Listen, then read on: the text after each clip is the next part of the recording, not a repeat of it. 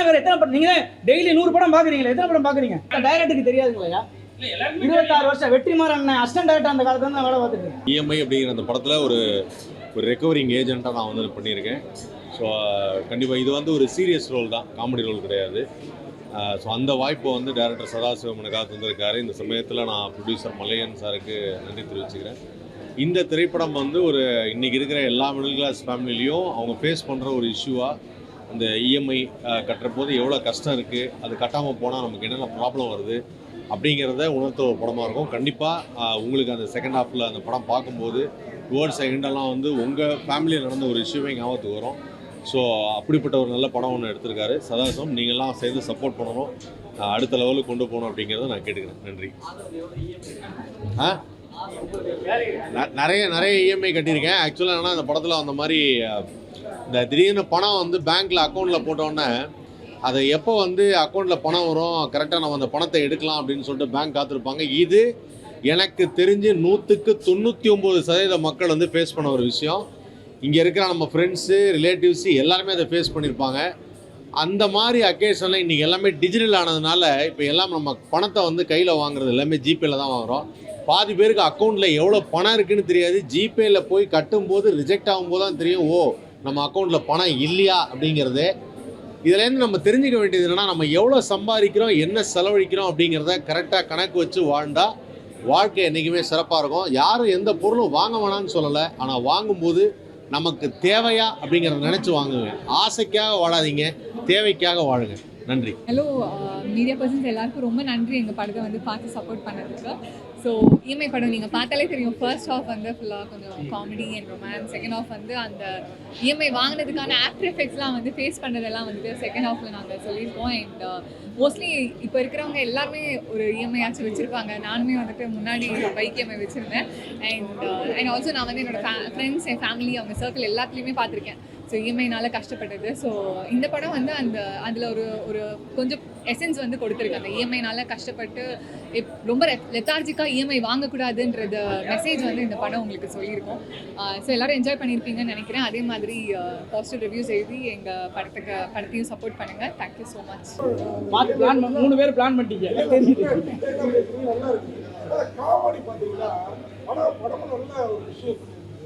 ஆனால் இந்த காமெடி அந்த மாம்பழம் நிற்கிறது இதெல்லாம் வந்து படத்துக்கு தான். நீங்கள் உங்கள்கிட்ட சீன் சொல்கிறப்ப இது வேணாம், இது அப்படி பண்ணலாம், அந்த மாதிரி அதுதான் எல்லாத்துக்கும் ஒரு கவுண்டமணி, வடிவேலு, சந்தானம் இவங்கெல்லாம் ஜெயிச்சாங்கன்னா அவருக்கு ஒரு டீம் வச்சு டேரக்டர் சொன்னால் கூட அதை இம்ப்ளிமெண்ட் பண்ணுவாங்க. இல்லை அதுதான் அதோடைய லிமிடேஷன்ஸ் எல்லாமே இருக்கும். நீங்கள் வந்து இந்த பக்கம் அங்கேருந்து பார்க்குறீங்க இல்லையா, இந்த பக்கம் வந்து நீங்கள் கூட இருந்து வேலை செய்யுங்க, ஒரு 4 படம் எங்கள் கூட சேர்ந்து வேலை செய்யுங்க, அப்போ தெரியும் அதோட ப்ராக்டிக்கல். இல்லை நான் எதுக்கு சொல்ல வரேன்னா, நான் என்ன தான் இது பதில் சொன்னாலும் என்னுடைய டைரக்டரை நான் அவமதிக்கிற மாதிரி இருக்கும், என்னோட ப்ரொடியூசரை நான் அவமதிக்கிற மாதிரி இருக்கும். அந்த டீம் ஆஸ்பெக்டில் நீங்கள் பார்க்கும்போது அந்த சிச்சுவேஷனை ஹேண்டில் பண்ணுறது தான். எனக்கு டைரக்டர் எந்த லிமிடேஷன் கொடுக்குறாரோ அதை தான் நான் ஒர்க் பண்ண முடியும். இல்லை சார் நான் சொல்லிடுறேன் என்ன சொல்லிடுறேன் ஐயா. அந்த ஆசையில் சொல்கிறத நான் புரியுது. ஒவ்வொரு லிமிடேஷனும் அதுதான். ஒரு படத்தில் நம்ம ஃபுல்லாக காமெடி பண்ணுறதுக்கான ஸ்பேஸ் இருக்கும். இப்போ எல்லாரும் பார்த்துட்டு சொல்லுவாங்க அங்காடி தெருவில் நடிச்சு, அதுக்கப்புறம் நிறைய படம் நடிக்கிறேன் அதுக்கப்புறம் இல்லை அதுதாங்க சினிமாவில் சில விஷயங்கள் கடந்து போகிறதுக்கு சில சப்போர்ட் தேவைப்படுது. அது ஃபினான்ஷியலாகவும் இருக்குது, பர்ஃபார்ம்டாகவும் இருக்குது. ஸோ பர்ஃபார்மோட லிமிடேஷனை நம்ம கடந்து போகவே முடியாது. அது அவங்க ஒரு ரெஸ்ட்ரிக்ஷன் வச்சுருப்பாங்க. இந்த ஷாட் இது ஓகேன்னா நம்ம தாண்டி சார் ஒரு போகலான்னா இல்லை சார் டைம் இல்லை, பட்ஜெட் இன்றைக்கி சாயந்தரத்துக்குள்ளே இதை பிளான் பண்ணதை முடிக்கணும்னு ஒன்று வரும். ஸோ என்ன லிமிடேஷன். இப்போ பிரியா ஒரு படம், இப்போ சந்தானம்லாம் இருக்காரு, அவர் எப்படின்னா பிஃபோராகவே இந்த ஸ்கிரிப்டை வாங்கி வச்சு அவங்க ஒரு டீம் வச்சு ஒர்க் பண்ணுவாங்க. அதுக்கு ஒரு பட்ஜெட் இருக்கும். இப்போ காமெடின்ற ஒரு ஆர்டிஸ்ட் இருக்கான்னா அதுக்கு ஒரு பட்ஜெட் தனியாக ஒதுக்கிடுவாங்க. அந்த காசை வச்சு அவங்க தனியாக ஒரு டீம் வச்சு வேலை பார்க்கலாம். இது எல்லாருக்குமே நடக்கும். அந்த பொசிஷன் போகிறதுக்கு தான் எல்லாருமே ஸ்ட்ரகிள் ஆகும். பட்ஜெட் கிரியேட்டிவிட்டி சம்மந்தம் இல்லைன்னு சொல்லாதீங்க, கிரியேட்டிவிட்டிக்கு சம்மந்தம் இருக்குது. எல்லாருமே அது தப்பாக புரிஞ்சுக்காதீங்க. பட்ஜெட்டை வச்சு தான் எல்லாமே கிரியேட்டிவிட்டி. பெரிய பில்டப்லாம் வந்து நீங்கள் படம் பண்ண முடியாது. நல்லா புரிஞ்சுங்க. சார் ஒரு நிமிஷம். அது வந்து என்னன்னா ஒரு கம்பெனிக்குள்ள நடக்கிறது, மாம்பழ கம்பெனிக்குள்ள நடக்கிற ஸ்கிரிப்ட் அது. அப்ப அங்க என்ன நடக்குமோ அதை தான் நம்ம பண்ணோம் சார். அதை தாண்டி போக முடியல. ஓகே நீங்க என்னன்னா அது அந்த ஸ்பேஸ் ரொம்ப முக்கியம் சார். நீங்க இப்போ எல்லா படத்துக்குமே ஒரே மாதிரியான கேள்விகள் கேட்குற ஒரு விஷயத்துல இந்த படத்துக்கும் ஒரு கேள்வி தனியாக தானே கேட்குறீங்க. இப்போ வாழான வாங்க முன்னாடி இவர்தான் மோகன்லால் சார் வரைக்கும் எல்லாத்தையும் பிடிச்சி வாங்குறாரு. நான் கேட்குறேன் என்னன்னா, நீங்கள் எல்லா படத்துக்கும் ஒரே மாதிரியான கேள்வி கேட்குறது இல்லை. ஒவ்வொரு படத்தையும் பார்த்து ஒவ்வொரு கருத்தை தானே பதிவு பண்ணுறீங்க. உங்களுக்கு அதே சூழ்நிலை தானே இருக்கு. அப்போ அதே மாதிரி தான் எங்களுக்கும் எந்த ஸ்பேஸ் கிடைக்குதோ அந்த ஸ்பேஸில் தான் ஒர்க் பண்ண முடியும். ஆஸ் ஆர்டிஸ்ட்டாக எனக்கு சம்பளம் கொடுத்த லிமிட்டில் அவர் 10 ரூபா கொடுத்தாரா, நான் ஒரு 50 ரூபாய்க்கு வேலை செஞ்சுட்டு வந்திருக்கேன்னு நினச்சிக்கணும். அவ்வளோதான் எனக்கு. ஃபஸ்ட்டு நான் ஆடியன்ஸை சாட்டிஸ்ஃபைட் பண்ணுறேனோ இல்லையோ, எனக்கு சம்பளம் கொடுத்த முதலாளியே நான் சாட்டிஸ்ஃபைட் பண்ணணும். அதுதான் ஒரு டெக்னீஷியனோட கடமை.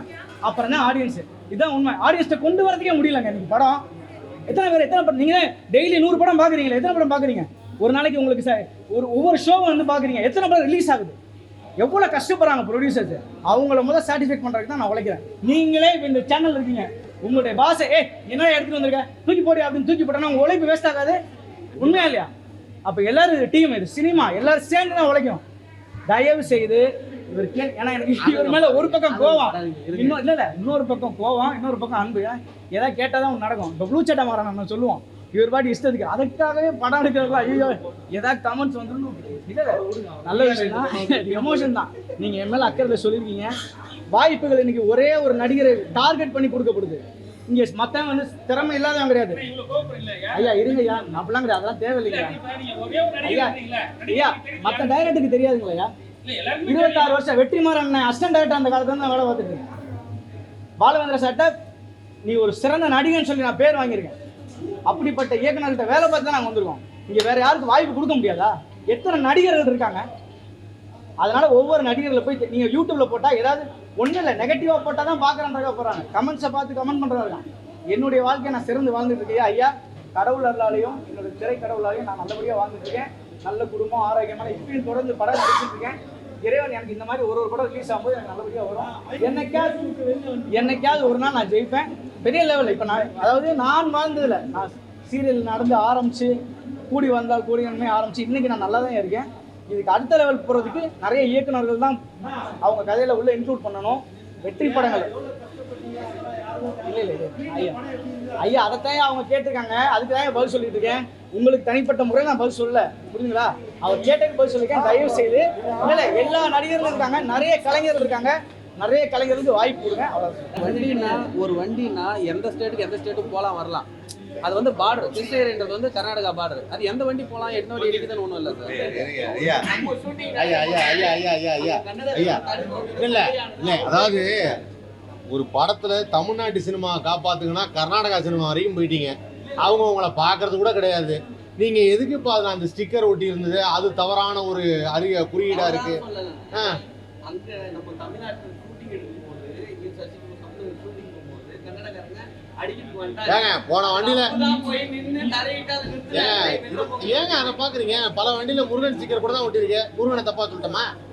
இது ஒரு குழப்பாது, அது ஒரு இஷ்யூவா? அது ஏன் நீங்க அதை கவனிக்கிறீங்க? சொல்ல வண்டியில 1000 வண்டியில எலுமிச்சம்பழம் கூட தான் தொங்கிட்டு இருக்கு. எலுமிச்சம்பழம் தப்பாயிடுச்சா? யாரு? நாங்க ஒட்டல. அது இந்த படத்துல நான் வில்லன். ஏன்னா இது நான் ரியல் லைஃப்லேயே நாங்கள் ஃபேஸ் பண்ண ஒரு கேரக்டர் தான். நானே 2 வீலர் லோன் தான் பண்ணிட்டு இருந்தேன் முன்னாடி. அதுக்கப்புறம் தான் மீடியா வந்தேன். அப்போல்லாம் இந்த லோன் கொடுக்கறத விட இல்லை, லோன் கொடுக்கும்போது சக்கரையாக தான் இருக்கும், திருப்பி அதை ரெக்கவர் பண்ணும்போது தான் நமக்கு கஷ்டமாக இருக்கும். லவர்ஸ் இல்லை, அதான் கண்டபடி கேள்வி கேட்போம். பணம் கட்டலாம் யாராக இருந்தால் எங்களுக்கு என்ன? டைட்டில் இஎம்ஐ வச்சிருக்கீங்க, அதனால தான் படத்துல ரொமான்ஸ் இஎம்ஐ பேசிஸ்ல வச்சிருந்தீங்களா சார்? ரொமான்ஸ் இஎம்ஐ பேசிஸ்ல வந்துட்டு இருந்துச்சு. இல்லை சார், அது அந்த காரு பைக் எடுக்கிறதே லவருக்காக தான் எடுப்பேன். சரி, ஒருத்தன் எப்படி போய் மாட்டுறான் அப்படின்றத எப்படி ஆரம்பிச்சிடலாம் அப்படின்றதுக்காக சார். ரொமான்ஸ் அப்பப்போ தானே வருது. இது ஆக்சுவலி வந்து கருத்து சொல்ற படம், ரொமான்டிக் படம். அதனால கருத்து கிளைமேக்ஸ் வந்து கண்டிப்பா இப்போ நான் நிறைய பார்த்துருக்கேன். என்ஹெச்ல வந்து நிறைய ஆக்சிடென்ட் ஆகுது. அது பார்த்தும் பார்க்காத மாதிரி போயிடுறாங்க. ஏன்னா போலீஸ் கேஸ் அப்படின்னு சொல்லிட்டு எல்லாம் பார்த்தும் பார்க்காத மாதிரி போயிடுறாங்க. சரி, இப்போ நம்ம தமிழ்நாட்டு அதை தான் சொல்ல வரேன். நான் சொல்ல வரேன். பார்த்து பார்க்காத மாதிரி போயிடுறாங்க. இப்பயும் பார்த்து யார் சார் தூக்கிட்டு போறாங்க? யாரும் பார்க்கறது இல்லை சார், போயிடுறாங்க. அந்த 5000 ரூபாய் வருதுன்னு எத்தனை பேருக்கு தெரியும்? தெரிஞ்சாலும் அதை யாரும் கண்டுக்கிறது இல்லை. அதை இல்லை, நான் சொல்ல வரேன், புரியுது? அதுதான் நான் சொல்லியிருக்கேன். நான் என்ன சொல்லியிருக்கேன், அதையும் மீறி ஹாஸ்பிட்டல் போய் பணம் கட்டுன்றாங்க. அப்போ நிறைய பேர் பணம் இல்லாத என்னடா பண்றது? அவங்களுக்கு இந்த ஸ்கீம் இருக்குன்னு தெரியாது. அப்போ என்னடா பண்றது? பதட்டத்தில் இருப்பாங்க. அப்போ இந்த மாதிரி ஒரு ஸ்கீம் இருக்கு, அதை யூஸ் பண்ணிக்காங்க அப்படின்னு சொல்லிட்டு நாங்கள் சொல்லியிருக்கோம் சார். அவ்வளோதான். Thank you sir. Thank you sir. Sir 100 theatre சொல்லியிருக்கோம் சார். எத்தனை தேட்டர் கிடைக்குதுன்னு தெரியல. இதில் இப்போ வரையிலையும் கன்ஃபார்ம் ஆகி வந்துட்டு இருக்கு தேட்டருங்க. இது வரையிலையும் கன்ஃபார்ம் ஆகி வந்துட்டு இருக்கு. பார்க்கலாம் சார். இது சின்ன பட்ஜெட் படம் தான். ஷார்ட் டைமில் முடித்தோம். அதுக்கு வந்து நைட்டு நாங்கள் 2 மணிக்கு ஷூட்டிங் முடித்தா 3:30 வரையிலையும் போவோம். யாருமே எதுவுமே சொல்ல மாட்டாங்க, சப்போர்ட் பண்ணுவாங்க. கண் முழிச்சு எங்களுக்கு எல்லாமே சப்போர்ட் பண்ணி எல்லாம் ஆதவன், பாண்டி, தானியா எல்லாருமே நல்லா சப்போர்ட் பண்ணாங்க. எல்லாருக்குமே நன்றி. நம்ம மியூசிக் டைரக்டரும் அதே மாதிரி நான் கேட்டதுக்கு அந்த மாதிரி எனக்கு டியூன் போட்டு நல்லா பண்ணி கொடுத்தாரு. எல்லாருக்கும் நன்றி. பேரர் சார் ஃபஸ்ட்லேருந்து இது வரையிலுமே எனக்கு சப்போர்ட் பண்ணிட்டு இருக்காரு. அதனால் எங்கள் டீம் எல்லாருக்குமே என்னுடைய நன்றியை தெரிஞ்சுக்கிறேன். கண்டிப்பாக இது நல்லபடியாக போய் நம்ம மக்கள்கிட்ட சேர்த்துங்க சார். கண்டிப்பாக ஒரு நல்ல இதாக இருக்கும்.